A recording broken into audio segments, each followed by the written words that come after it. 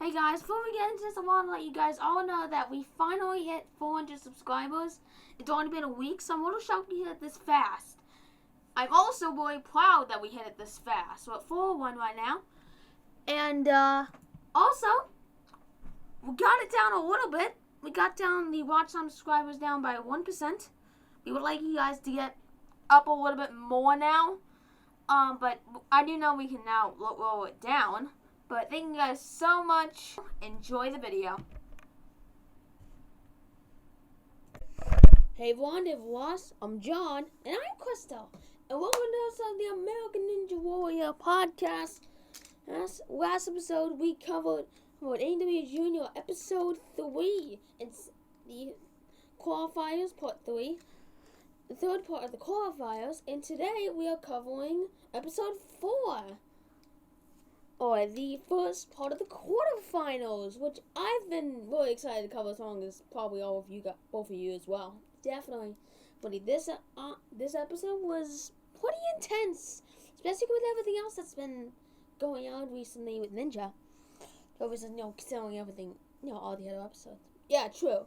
But all that and more in about a second.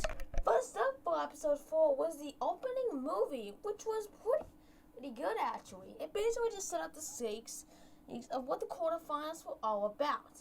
And to say the least, they were pretty good actually. They basically set up really well, and these finals were going to be exciting, and they were, just put it bluntly. Yeah, they were pretty exciting. But we're going to get to that in just a sec. Alright, so the first race was Shane McCall versus Daniel Woods, the wildcard ninjas, for the 9 and 10 age groups. And the race was actually really close. Two Frog Ninja, Shay, actually fell behind at the third obstacle, but she kept up, and they were neck and neck on the Flying Squirrel. She tried to make a move on the Flying Squirrel, going for the ball first, but she ended up missing. And Daniel ended up grabbing the win by completing the obstacle. And that right there means he moved on to the actual quarterfinals with everyone else. And to be completely honest, he deserves that. Yeah, that was pretty insane. I was really shocked that Shay fell. I mean, I knew she had to go for the move and everything, and I would have had to go for it too, to be completely honest. But, it was so shocking that she missed it. But I think it's pretty cool, like, she was like, I gotta go, because if I don't, then I lose. So, in that sense, she made the right move, even though she did fall. Yeah, she had the right idea in mind, but she didn't quite execute it right. But Daniel did end up getting the win, as John said is a little bit earlier. So, yeah, he moved on. The first actual race was between Bella Palmer and Adele Bondo, and the segments for both and pretty much everyone in the quarterfinal episodes, at least from what we're assuming, are basically overviews of what they did. The qualifying one, a little bit about their personal life, if they told to, in their actual videos. So we're not really going to go over with them past here, but that's basically what they are. And plus, it's kind of boring to watch them, like actually watch them for a second time. Yes, that is true.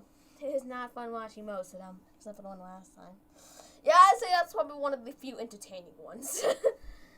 But anyway, the race itself was pretty close up to the spider walk, where Adele had actually started to fall behind and slipped right off the thing.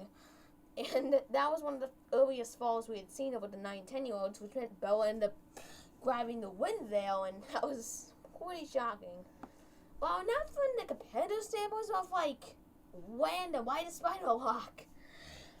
It just came out of nowhere, which is probably why it worked. Yeah, and no one thought he would fail there of all places. Yeah, but Bella ended up grabbing the win.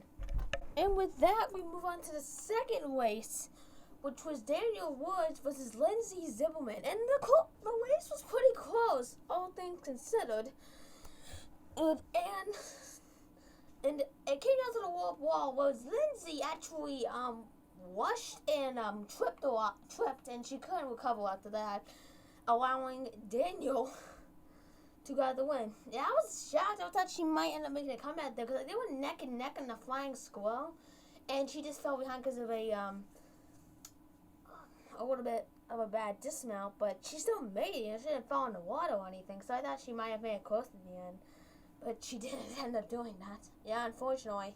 The final race for the 9-10-year-olds was Daniel Woods versus Bella Palmer, and it was pretty shocking with Bella Palmer feeling on a little dipper of all things, something we will see quite a bit as the episode goes on, but shockingly enough, she did fall on a little dipper, which means Daniel barely even had to try. Yet he might as well have just stood back there and did the floating, those striding steps as slow as he could.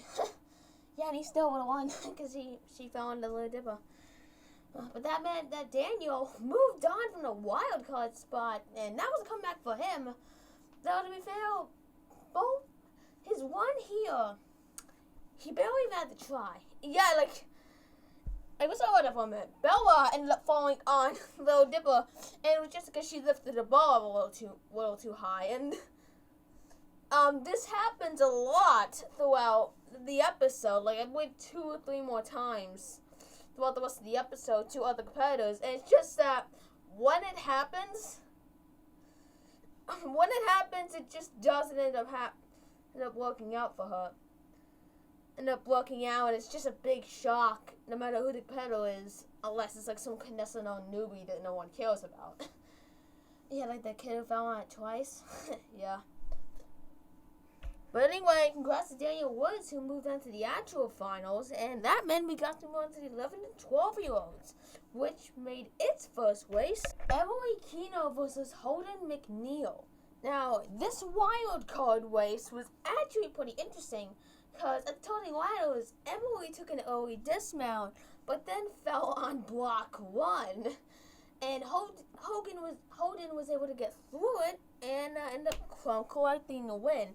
And with this episode, I am really starting to notice a pattern. Yeah, every single race now has had a fall in one place or another.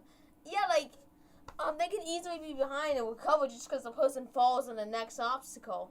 We've had some kind of fall or some kind of slip off that could have just screwed it up for the other competitor and made it really easy for the other one to win, and that kind of sucks, because we really want to see these kids shine.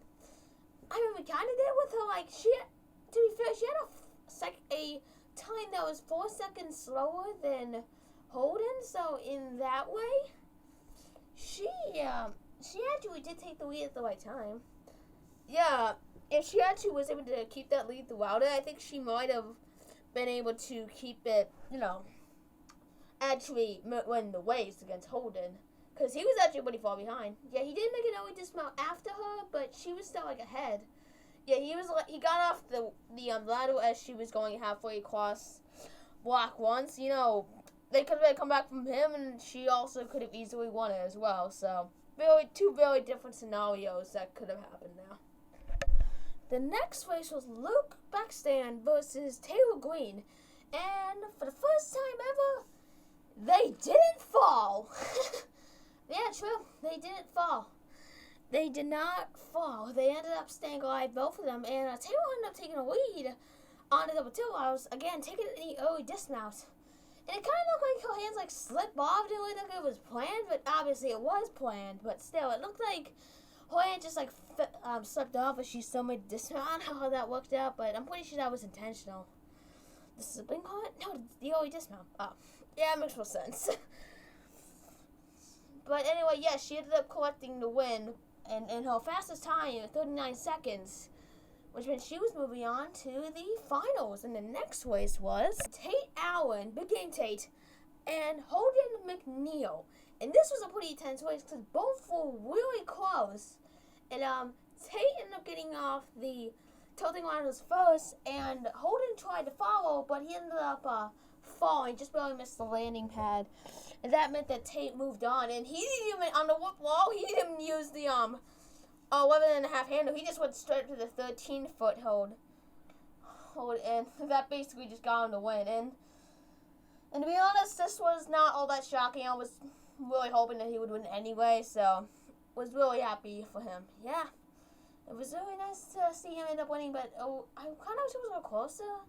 I still hate when they fall, because, it just makes it so that you feel like if the other competitor wasn't on the top game, they still would have won anyway unless they fell earlier. Yeah, you're right. So it makes you consider that kind of part of it to where they didn't have to try and they still would have won. But, yeah. The next race was Allen versus Taylor Green, which was a pretty intense race, all things considered. It was between two of the finalists from last season. And with that in mind, you definitely see the pressure here on both of those shoulders. And with that, Tate just barely gets the win. He pulls ahead on the tilting ladders, both pulling over dismount, but Tate does it earlier than Taylor, making it so that he grabs the win. And in completely honest, I was cheering for Taylor to win this one, but I knew if it had to be anyone, it probably had to be someone like Tate with the speed. But she did improve on her time with 38 seconds. Oh, she got a new fast time? Yeah, well, I mentioned it. Yeah, but anyway, so yeah. That meant the big game. Tate moved on to the finals of the 11 and 12 age group, which meant we could move on to the 13 and 14-year-old age group. The most intense of all of the age groups always. But let's be real, guys. Definitely. Wait, no doubt, for sure. And with that, we moved on to the first wildcard round, or the only wildcard round, of the 13-14 between two of the finalists from season 1. Third place winner Jonathan Godbell and second place winner Nate Pardo. And this was a pretty intense matchup, but not an intense race, as Pardo fell in a little dipper. And that's what we meant when they were saying there were more people falling in the little dipper than just Pella Palmer. But anyway, that did mean that Godbell moved on. What was pretty funny is that, in addition to him just going as fast as he could at every time, and him fixing his technique on the skyhooks, Godbell had no idea Nate even fell. And it was like, what? Yeah, he was really shocked. He's like, how? Wait, what? I didn't realize he fell. So anyway, that meant that, Jonathan Godbell moved on to the actual quarterfinals, which was the first race, which was the next match of the actual quarterfinal matchup was between Devin Alexander, the Chess Ninja, and Ninja Cow, who shockingly failed on the skyhooks. Yeah, to me, the most shocking fail we've seen so far. Oh yeah, definitely, because that just came out of nowhere, but to be fair, he was the risk taker this time, so I guess you can see why.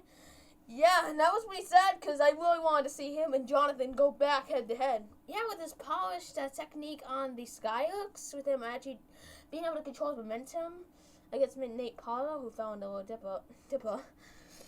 But so he didn't have any pressure on that, but he had a better technique on that, at least from what we saw, so yeah, it would have been cool to see him go head-to-head, but happy for Devin Alexander, who we did mention none of us liked.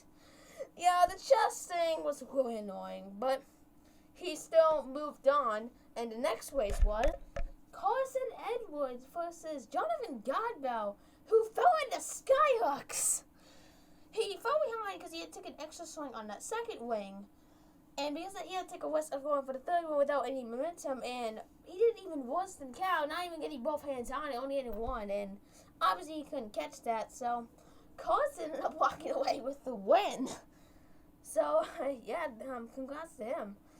Yeah, I was really hoping Jonathan would score him once again, want him to see him a little more in the final, but you know what? With the way this worked out, I'm not worried about that bad. Yeah, I'm not either. The way this worked out again was really not that much of a problem for really either of us, really. Yeah. And that made the final matchup, Devin Alexander versus Carson Edwards, who fell on block 1. Yep, Devin took a lead on the cliffhanger, leading to Carson having to rush his footing on the block 1 and just fell off the thing, which meant Devin Alexander moved on to the actual finals with 13, 14-year-olds. So, yeah, pretty fun setup, pretty fun episode overall, don't you guys think? Yeah, way too many falls. Yeah, way too many falls, but with the pressure there was, it wasn't all that bad. Yeah, definitely not all that bad. But be it for this episode of the Ninja Warrior Podcast. Yep, thanks for watching, everyone. Next time, we'll cover whatever ninja thing we think of. Or whatever ninja thing you guys want in the comments. If you guys want. Yeah, we don't really have much else to put down. It's kind of corny. That was supposed to be an episode of Ninja Junior. And we don't really have anything else planned, so let us know.